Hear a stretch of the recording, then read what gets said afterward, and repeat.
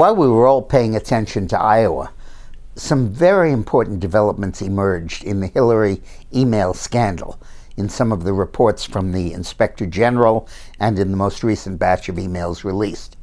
These were summarized and explained in a wonderful article in The Observer by John Schindler, an expert on national security and intelligence matters. Schindler makes the point that there is a top secret grade of classification called HCS-O, and that 22 of Hillary's emails fell into that category of classification.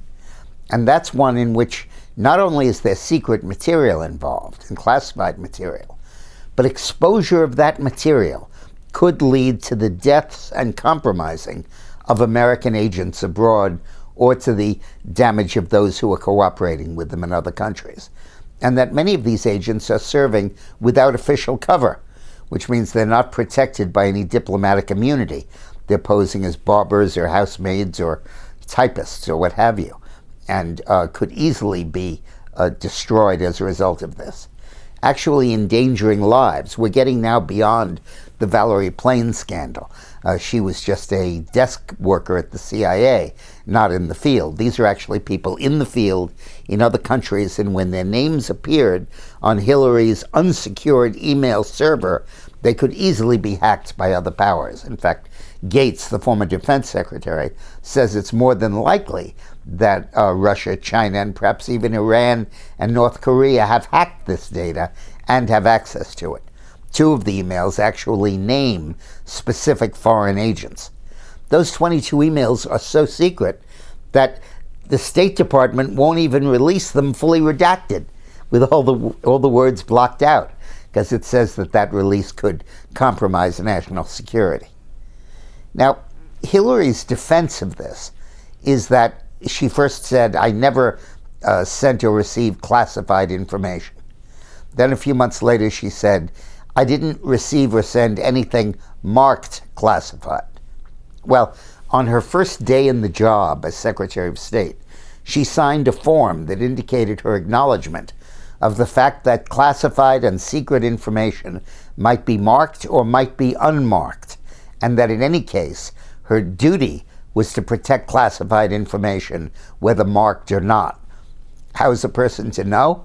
Well, she's the Secretary of State. She's one of a handful of people who can designate something as classified or not. And obviously it was her duty to do so, and as the stuff came over her home-brewed, unsecure server, she should have noted it and dealt with it and not have permitted it to be sent in that way. Certainly not this level of classified information. We've also learned that Hillary did not just deal with classified information on her home server by happenstance, but that she actually had perfected, working with Jake Sullivan on her staff, a method of transferring secure classified information from the government server to her unprotected personal server without anyone being able to figure it out. This was an act of volition, not just a sin of omission. Now, the bigger this scandal gets, the more it becomes clear that it compromises the essential elements of the security and intelligence community, the more potent it is politically for Hillary. Because the intelligence community is a nonpartisan, non-political group of people who are all career, who march on the beat of their own drummer. And if they find, then they are led to believe, which they increasingly are, that the former Secretary of State imperiled the lives of their colleagues, that creates an institutional dynamic that could force the Justice Department to act against Hillary. And if the Justice Department did not do so, would leave in its wake a legion of scorned and abused officials who feel that the political considerations ran roughshod over the substantive merits of the case.